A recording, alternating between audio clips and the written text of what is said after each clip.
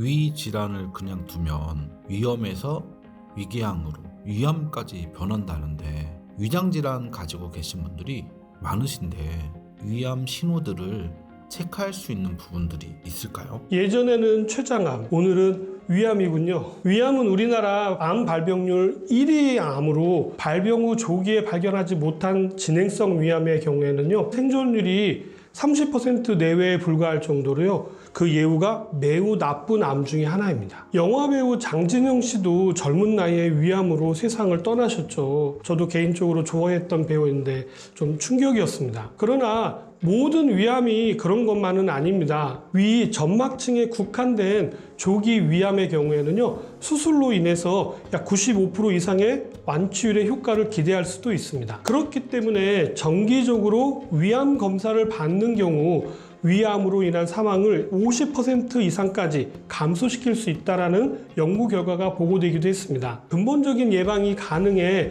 암 발병 자체를 막을 수 있다면 좋겠지만요, 모든 암이 그렇듯이 그것이 그렇게 쉽지만은 않은 상황이라는 게 문제인 거죠. 모든 암은 암이 발견된 시점보다 훨씬 더 오래전에 이미 발생했다라는 사실이죠. 위암 발생 증상에 대해서 미리 알아두고 자신의 몸에서 보내는 신호를 알아차리는 것이 굉장히 중요한 것이죠. 우리 몸은 문제가 발생하게 되면은요, 사인을 보내게 되어져 있습니다. 위암의 원인부터 살펴보도록 하겠습니다.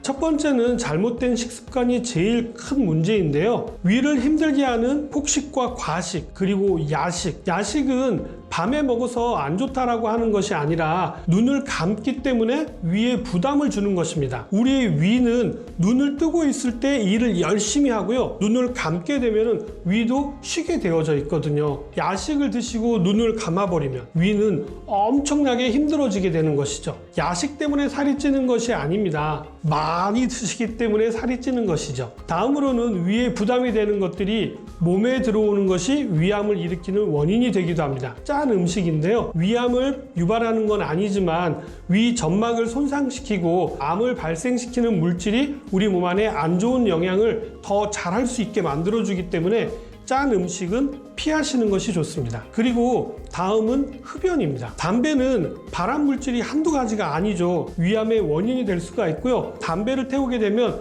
위산 분비가 더 증가함으로 인해서 위에 부담을 줄 수가 있습니다. 그렇다면 위암의 전조 증상은 어떤 것들이 있을까요? 대표적인 게 바로 소화기능 장애입니다. 위는 섭취한 음식물을 분해하고 소화하는 역할을 하는 기관입니다. 위에 암이 발생한 경우 소화기에 장애를 일으킬 수가 있는데요, 식후 소화가 되지 않는다거나 아니면 위가 무거워진 느낌이 든다거나 또 불편한 느낌이 들어서 뱃속이 더부룩했다라고 이야기하고 있습니다. 어떤 사람들은 속이 더부룩하기도 하고요, 행만감이 있고 잦은 트름 증상을 호소한 사람들도 여럿 계셨습니다. 증상들은 대부분 수개월 이내에 생긴 경우가 많고요, 수년 이상 이어지는 일도 있지만 대부분 소화불량이다 라고 생각하고 소화제 정도만 드셨던 경우가 대부분이셨습니다. 흔히 경험할 수 있는 증상들이어서 과음이라든지 과식으로 인한 것이나 위염을 의심해서 병원을 가기보다는 약국에서 간단하게 증상을 이야기하고 약을 먹는 경우가 많지만 오래 그리고 반복적으로 이러한 증상들이 계속되는 경우라면 꼭 병원을 찾으시는 것이 좋습니다. 다음으로는 극심한 복통인데요, 위에서 분비되는 위액은 섭취한 음식물을 분해하기 위해서 강력한 산성의 성질을 가지고 있습니다. 일명 염산이라고도 하죠. 위가 아닌 다른 장기로 과도한 양이 넘어가게 되면요, 복통을 유발할 수가 있습니다. 십이지장염이나 십이지장 궤양의 경우가 그런 경우이고요, 역류성 식도염도 위산과 연관이 있는 것이죠. 위암이 자라나게 되면 위액의 분비량이 늘어나는 것으로 알려져 있습니다. 즉 위에서 다른 소화기관으로 넘어가는 위액의 양도 많아짐으로 인해 가지고 염증을 일으키게 된다는 것이죠. 결과적인 것들로 인해서 복통이 발생하게 되는데요, 일시적인 것이 아니므로 복통 역시 계속적이고 반복적으로 일어날 수가 있고요, 그 통증은 다른 복통에 비해서 순간적으로 극심하게 나타날 수가 있습니다. 다음 증상으로는 잦은 속쓰림입니다. 위산 역류 현상으로 인해 생기는 있는 속쓰림 역시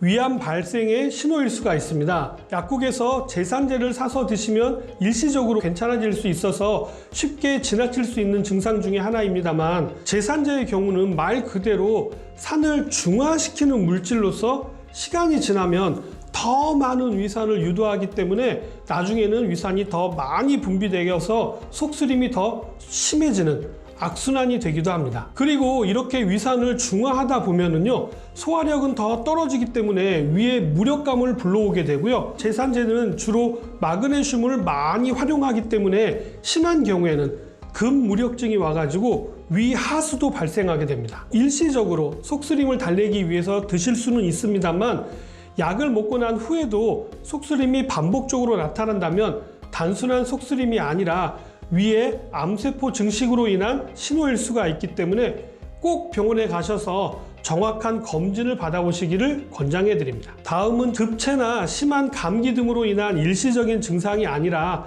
주기적으로 구토를 하고 있다면 이 역시 위암 초기 증상으로 의심해 보셔야 합니다. 위암이 발생해서 암세포가 자라나는 경우에요, 위 기능이 저하되어서 식도에서 넘어온 음식물들이 장으로 내려가지 못하고 식도로 다시 올라올 수 있기 때문인데요.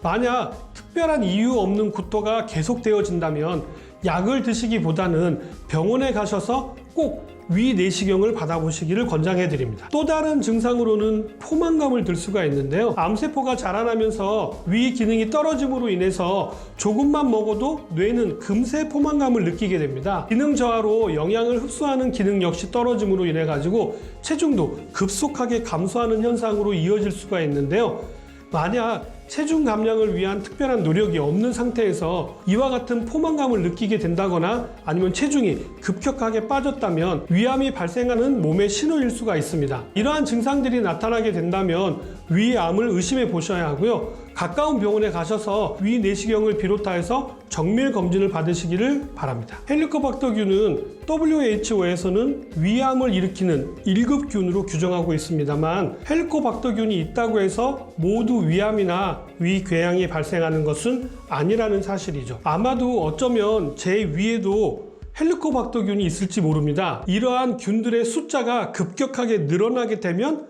문제가 되는 것이죠. 그 균형이 깨지게 되면 문제가 되는 경우가 있을 뿐인 것이죠. 위가 건강하면 헬리코박터균이 있다고 해도 문제가 되지는 않는다는 이야기입니다. 물론 헬리코박터균의 숫자가 급격하게 늘어나서 본인의 통제가 안 되는 상황이 된다면 약을 통해서 숫자를 조절하시는 것은 반드시 필요합니다. 그러나 숫자만 줄어든다고 해서 문제가 해결되는 것은 아니라는 사실이죠. 헬리코박터균 치료를 해도 3개월만 지나면 다시 재발하는 것이죠. 치료 이후에 위장 관리를 잘 하시는 것이 중요하다고 이야기하는 것입니다. 헬리코박터균은 위 점막과 점액 사이에 살고 있는 gram 음성 세균을 말하는데요, 헬리코박터균의 숫자가 늘어나게 되면 위 점막에 구멍을 내게 되고요, 염증을 일으키고 궤양을 일으켜서 결과적으로 위암을 일으키는 것으로 알려져 있습니다. 일본의 경우에는요, 전국민 헬리코박터 박멸 프로젝트를 실시해가지고 위암 발생률이 급격하게 감소했다는 것으로 나타났죠. 최근에는 헬리코박터균을 죽이는 치약도 나와 있죠. 위암을 예방하는 방법은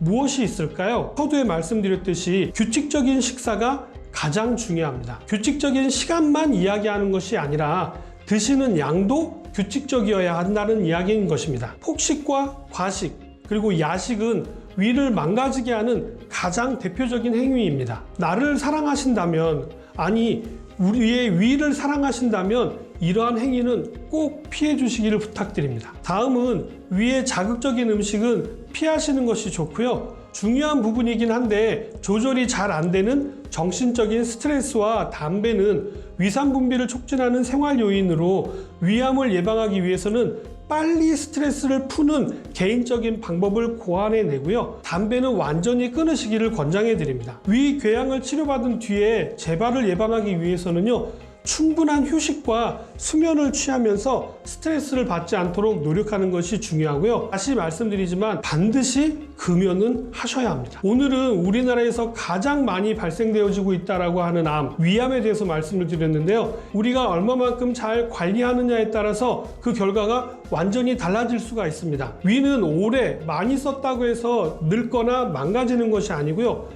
관리만 잘 하신다면 우리가 죽을 때까지 잘 사용할 수 있는 장기라는 사실 꼭 기억하시기 바라면서 저는 다음 시간에 다시 찾아뵙도록 하겠습니다.